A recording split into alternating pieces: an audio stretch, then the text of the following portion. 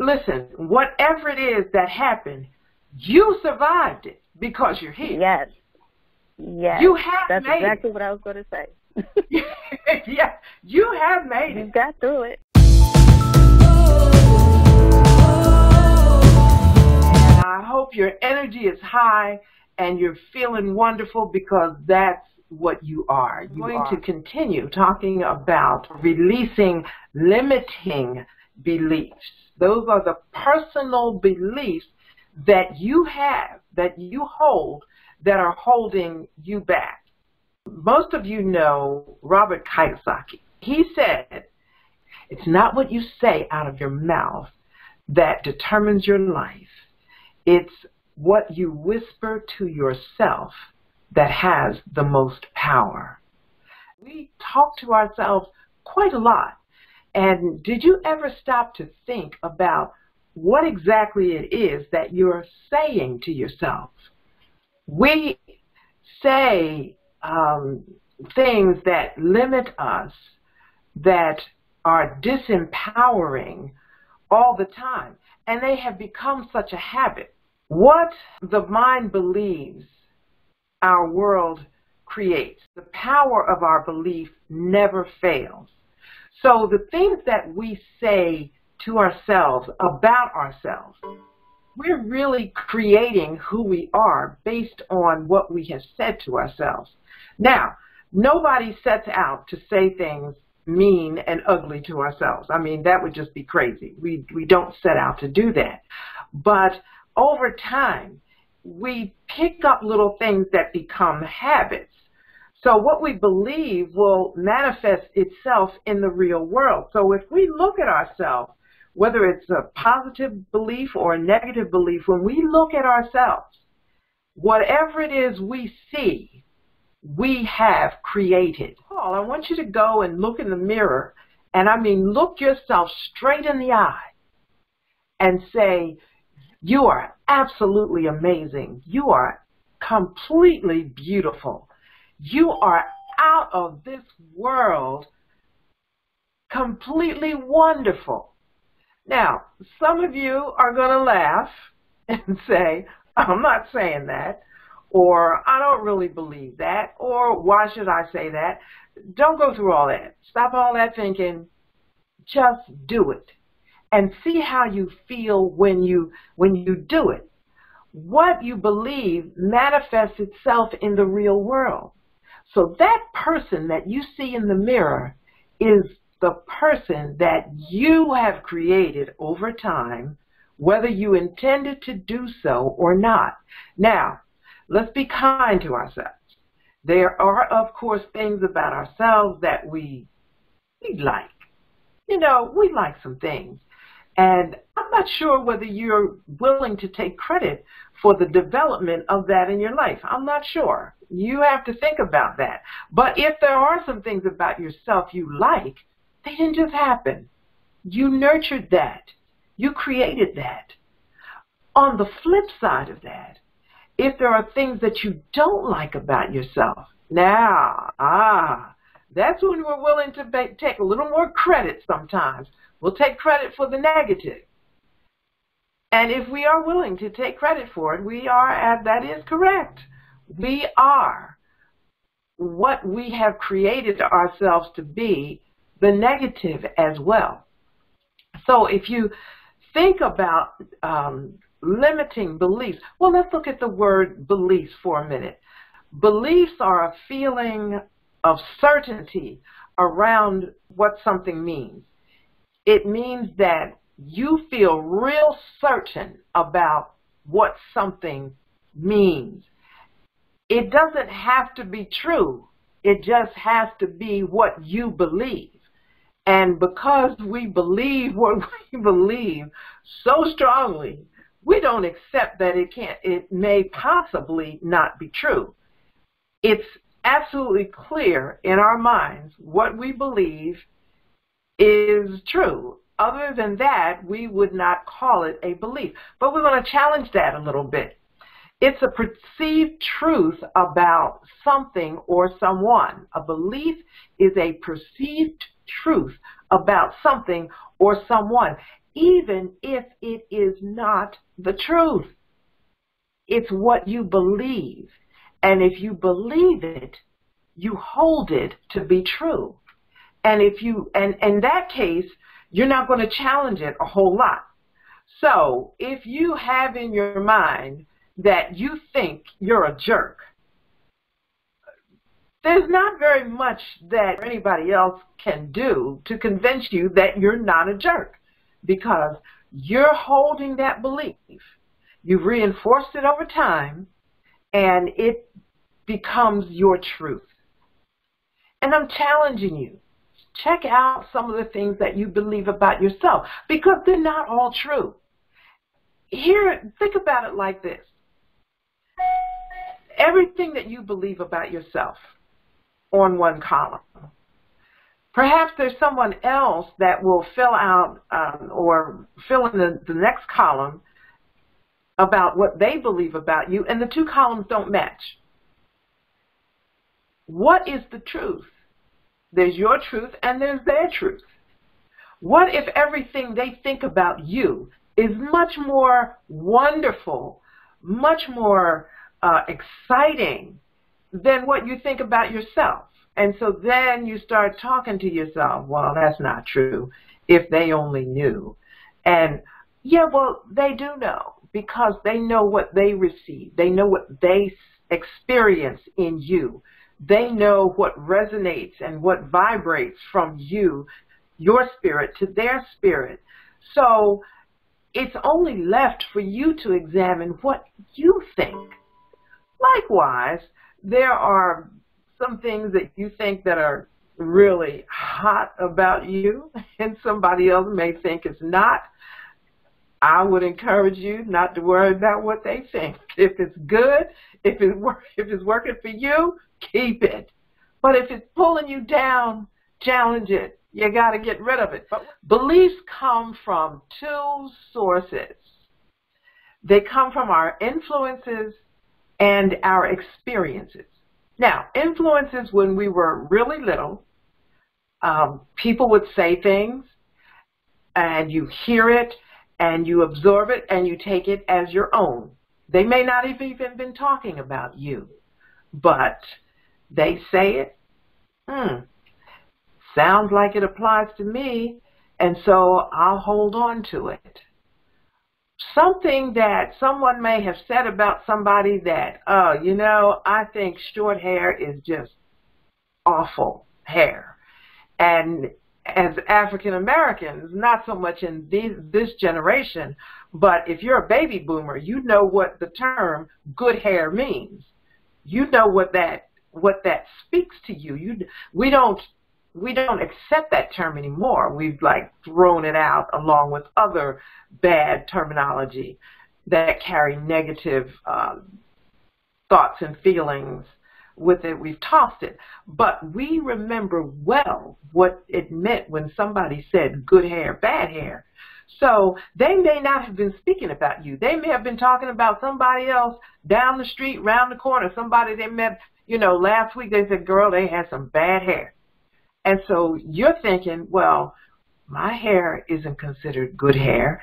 And so what they have said has influenced you, even though it's not about you. You received it and played that tape over and over and over again through the years. And you have formed a mental impression, a belief system about that. And so in the 60s and the 70s, when things began to change regarding who we are as African Americans, and black became beautiful, there was a whole lot of undoing that we had to do that this generation doesn't have to do. They don't know anything about that. There's still some things that linger, but the hard core hurt is not experienced in this generation as it was with us.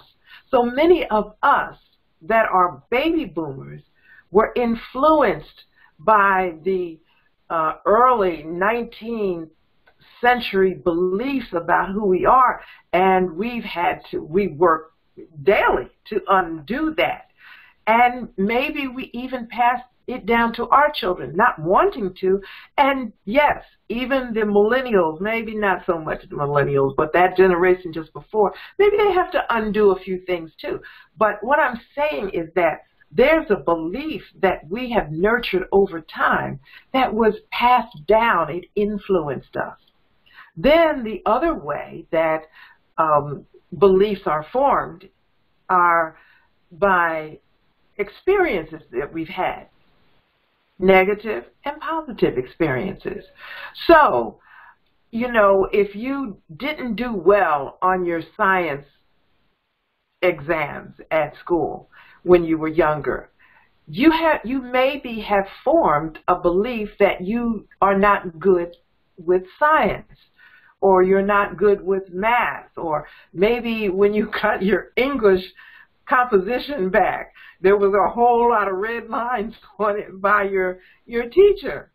And so you may have come up with the belief that, well, you're not good at English, and you're not going to be able to be the writer that you might have wanted to be. All of those kinds of experiences shape later on into disempowering beliefs. The empowering beliefs, they're pretty good. We're going to get to that down the road. But the negative ones are the ones we want to look at and make sure that we get rid of these limiting beliefs, those things that tell us that we can't do the thing that we desire to do. It may not be the greatest desire of your heart to do it, but something may be there that's preventing you from doing something that you kind of really would like to do. Or maybe it is the greatest desire of your heart and something happened.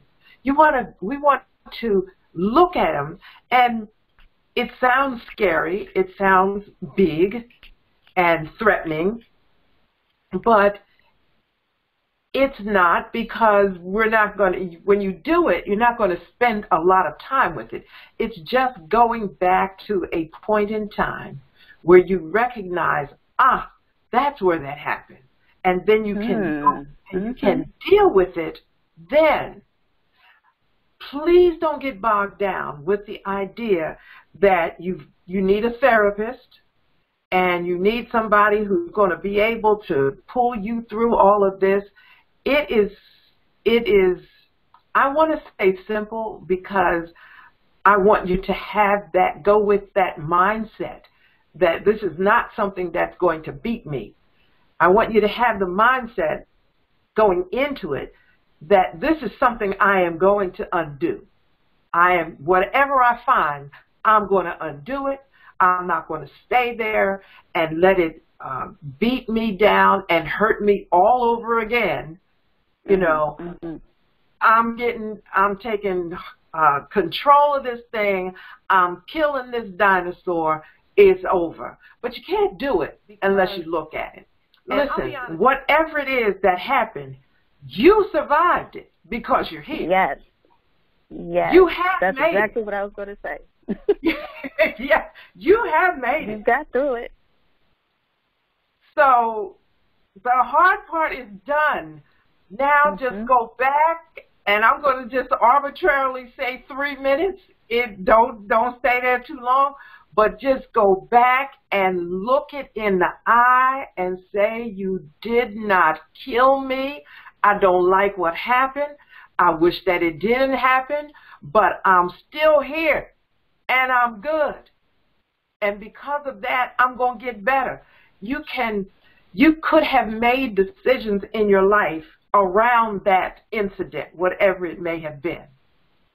And you say, fine, okay, I made decisions in my life. I made decisions in my life around this horrible incident that happened, or this stank remark that somebody made. Yeah, okay, but guess what? From now on, the decisions are going to be different. And Mom, thank you so much for saying that, because you're right. The hard part is surviving through the storm. You're going to make it through to the other side if you have to be determined to do so. And things happen, and life is rough, and it beats us up sometimes. But The hardest part is getting through all of that. And at this point, like you said, take a look back. Okay, that happened. What am I going to do about it now? If you were strong enough to survive that, whatever that is for you, remind yourself of who you are and remind yourself that you made it. If we can't emphasize it enough. You are here. You go in that mirror and you say, I'm here. And if you think that you are beat up because of it, then fix yourself up today or, right now. Yeah, it got me. But guess what? I ain't going another day letting this control my life. And it might not go away right away, or it may. Depends on how determined you are. Let me give you a quickie example. I was going to college, and there was a community that I would pass, and I was always curious about it. It took me an hour. My commute to college was over an hour. And so I was early one time. I went through this community, and it was big, beautiful homes. And back in those days, like that, it was amazing. I guess it would be considered now what the $400,000, $500,000, $600,000 homes, $1 million homes would be back then. So I was anxious to show my father, who was a realtor, these homes. So he said, well, where is it? And I said, I drove up. I drove him there. And as we were driving through, he was so quiet, and he said, well, these kind of houses are for doctors and lawyers. They're not for you or us. You can probably get a nice house. And he talked about the community. And I remember feeling like, oh, I didn't argue. I didn't feel any resistance because my father, I thought, was the smartest man on the planet, and so if he said that, then it must be true. So I'm not going through this community anymore because this is not me, it's for doctors and lawyers. But what I didn't know is that I could have been a doctor or a lawyer, then that house would have been for me. But because of his background and his influence and his experience in his life, he passed down to me that limiting belief. Instead of saying you can have this house if you seek this profession, he didn't do that because that information wasn't available to him. It wasn't part of his experience.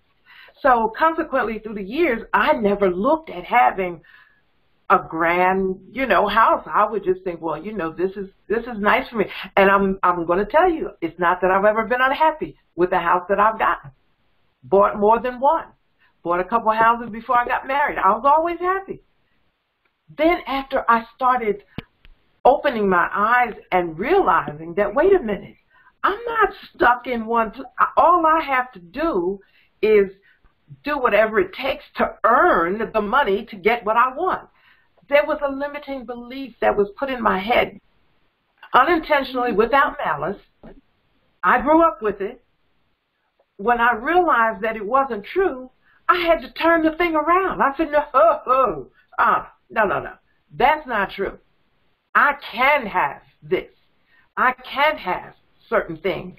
So I'm challenging you to just take a moment and sit still. You may not even know what it is. Just trust the Spirit.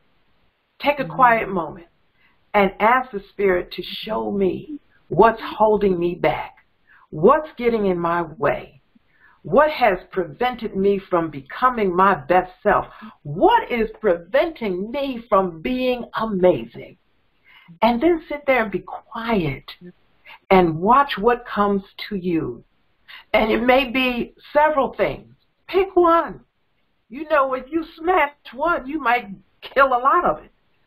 Just pick it and change your mind about it. Forgive the person that said it. People say ugly things because they have insecurities and they have problems. Okay, forgive them. They may be dead now. Don't worry about it. Just say, listen, this is no longer the truth of my life. I'm not going to build my life, not going to make decisions around that which was said to me then. We can't undo the experiences. We can't, the things that the younger generation caught a lot of stuff on the internet. It's in there, okay? It's in there. Identify it, undo it. Television did it. Church put things in it. Circle of friends put things in our heads. Unintentionally, these things were done. Nevertheless, they were hurtful. That's fine. It happened. It is now your responsibility to move that mountain. Those of you that have spent any time with me at all know I talk about laser focus. You know, they can point a laser out in space and blast a rock. I said, now wait a minute. You mean if I focus on something like that, I can kill it? Yeah, I'm doing that. I'm doing that.